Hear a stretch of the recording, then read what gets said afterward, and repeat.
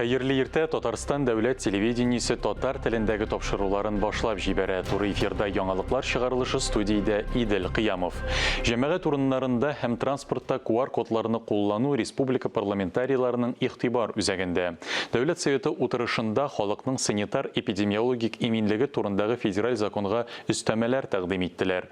Республикада һәм илдә коронавирус белән авыручылар саны кимеде, әмма әлегә тынычланырга иртәрәк. Гамәлдәге QR код кагыйдәләрен киләсе елның 1 июненә кадәр саклап калырга киңәш итәләр.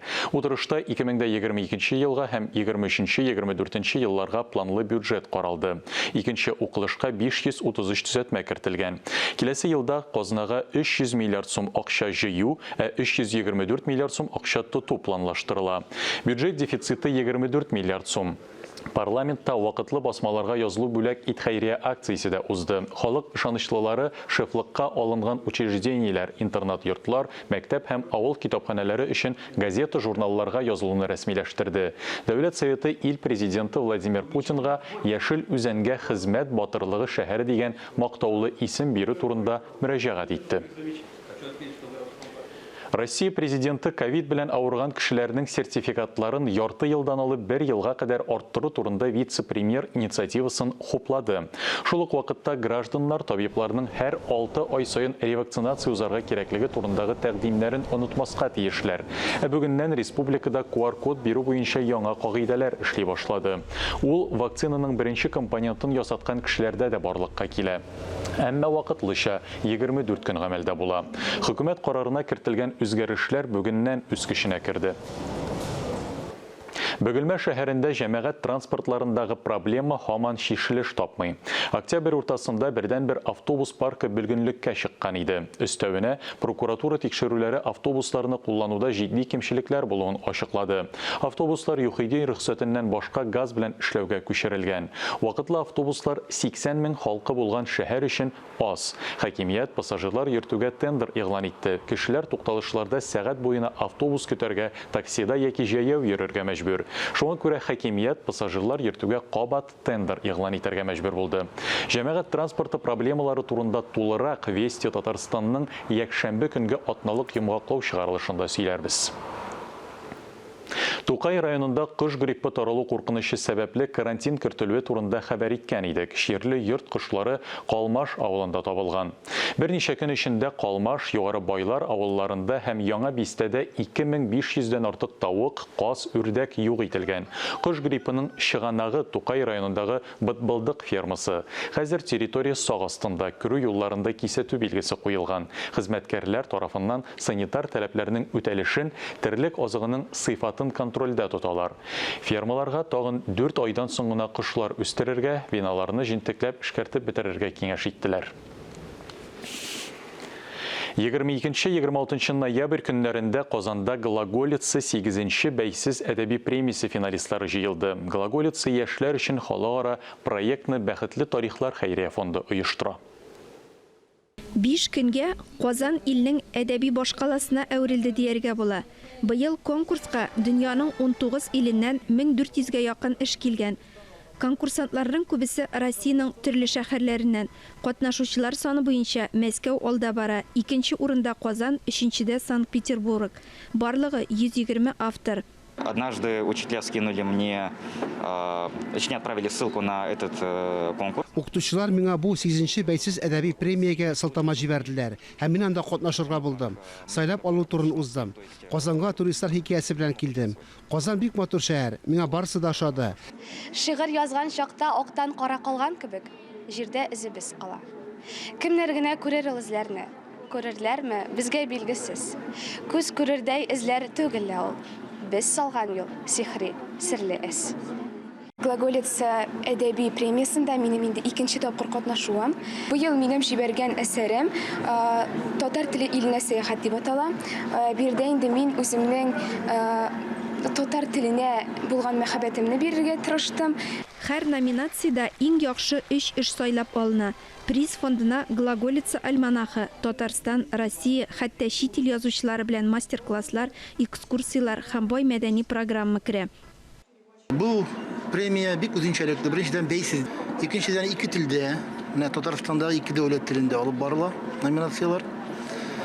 Üçüncüden, ул менә яшүсмерләрне күз уңында тота. 10 яшьтән 13 яшькә кадәр бер номинация һәм 14 яшьтән 17 яшькә кадәр. Бигрәк тә менә яшүсмерләр әдәбияты бүген бик кызык сындыра безне. Чөнки әдәбиятка кемнәр килә һәм әдәби иҗат белән кемнәр шөгыльләнә. Соңгы берничә елда җиңгән татар балалары бу премиядә инде татар әдәбиятына, олы әдәбият мәйданына килеп керделәр. Глаголица премиясе җиңүчеләре планшетлар һәм бәллүр бүләкләр алачак. Ләлә Зайнуллина, Ирек Хәмидуллин, Татарстан яңалыклары. Яшел үзәндәге Идел тернәкләндерү үзәгенә пресс-тур оештырылды. Журналистларга берничә ай дәвамында социаль көнкүреш күнекмәләрен үзләштерүче кешеләр яши һәм укый торган бүләкне күрсәттеләр. Кыймак пешерү өчен камырны дөрес итеп тугылау, тегү машинасында эшләргә өйрәнү, бүлмәдә тәртип урнаштыру. Булар хуҗабикәләр өчен гадәти эшләр булса да, психик яктан авыру кешеләргә җиңел бирелми. Алар адым саен авырлыклар белән очраша. Бу кешеләргә Идел социаль тернәкләндерү үзәгендә гадәти тормышка җайлашырга ярдәм итәләр. Комплекс, который позволяет вообще людям, которые действительно... Төрле психик авырулар белән чирләгән кешеләргә комплекслы якын килергә кирәк. Без аларны биргә алып киләбез. Мондый авыру кешеләргә белгечләр яңа күнекмәләр алырга булыша. 18-дән 40 яшькә кадәр пациентлар эш ай дәвамында педагоглар һәм ата-аналар ярдәменнән башка социаль хезмәт һәм көнкүреш күнекмәләрен үзләштерәләр. Бу аларга киләчәктә мөстәкыйль яшәргә ярдәм итә. Мы преодолели свой страх перед плитой. Еще мы... Без плита алдында куркуыбызны җиңдек. Монда күп нәрсәгә өйрәндек. Без сәхнәдә тамашачылар каршында басып, чыгыш ясарга да өйрәндек. Курку хиссен җиңдек. Без шулай ук кешеләргә игътибарлы, ярдәмчел булу күнекмәләрен үзләштердек. Социаль күнекмәләрнең сыйфатын яхшырту өчен үзәктә күп төрле алымнарны кулланалар. Алар психик яктан авыру кешеләргә җәмгыятьтә яраклашырга булыша. Моннан тыш, сәламәтлекләрен саклау һәм яхшырту өчен пациентлар көн саен сәламәтләндерү процедураларында, массаж ясаталар, дәвалау физкультурасы һәм психолог сеансларында катнашалар. Бездә мөмкинчелекләре шикләнгән пациентлар дәваланалар, үзләренә дава, шифа алалар, безнеңгә килеп, безнең центрга килеп, безнең үзәккә килеп. Фарис Мөхәммәтов, Ангелина Морозова, Тахир Хәсәнов, Татарстан яңалыклары. Татарстан Республикасы Милли китапханәсендә текст дип аталган китапханә фестивале уза. Катнашучылар төрле ракурсларда текстларның күп төрлелеген тикшерә ала. Вакытлы матбугаттагы рекламадан алып рок-музыка турындагы үз нәшергә кадәр.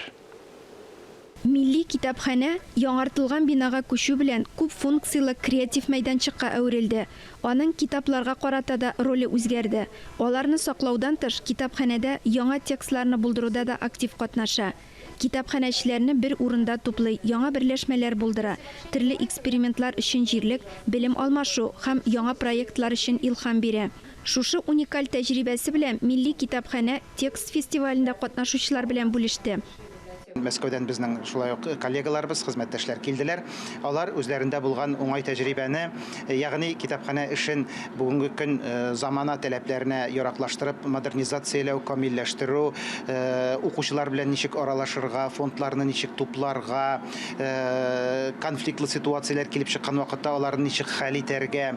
3 миллион ярым фонды бар бүгенге көндә Татарстан Милли китапханәсенең әйме. Мөмкин кадәр менә шушы фондларны без җәмәгатьчелеккә, киң халыкка ачып күрсәтергә тиеш. Бүгенге җыелышта да күтәрделәр безнең районнардан килгән коллегаларыбыз. Текст фестивале ялларда да дәвам итә. Ләлә Зайнуллина, Ирек Хәмидуллин, Татарстан яңалыклары. Татарстан президенты каршындагы татар телен саклау һәм үстерү мәсьәләләре комиссиясе тәкъдиме белән Габдулла Тукай исемендәге Татар дәүләт филармониясендә Галиҗәнәп шагыйрь дип аталган әдәби-музыкаль кичәләр оештырыла. Алар татар әдәбиятын барлау һәм халыкка таныту максаты белән үткәрелә. 20 декабрьгә билгеләнгән кичә атаклы шагыйрь Тукай бүләге лауреаты Илдар Юзеев иҗатына багышлана. Тамаша 18:30 башлана. Әлеге сәгатькә шундый яңалыклар иде. Берничә минуттан эфирыбызны хәерле көн Татарстан тапшыруы дәвам итә. Студиябезгә аэрокосмик инженер һәм ракеталар конструкторы Надир Баһавиевны чакырдык. Ә без яңалыклар иҗат төркеме сезнең белән саулашабыз. Ковид вирусына каршы прививка ясатуны кичектермәгез. Сау сәламәт булыгыз.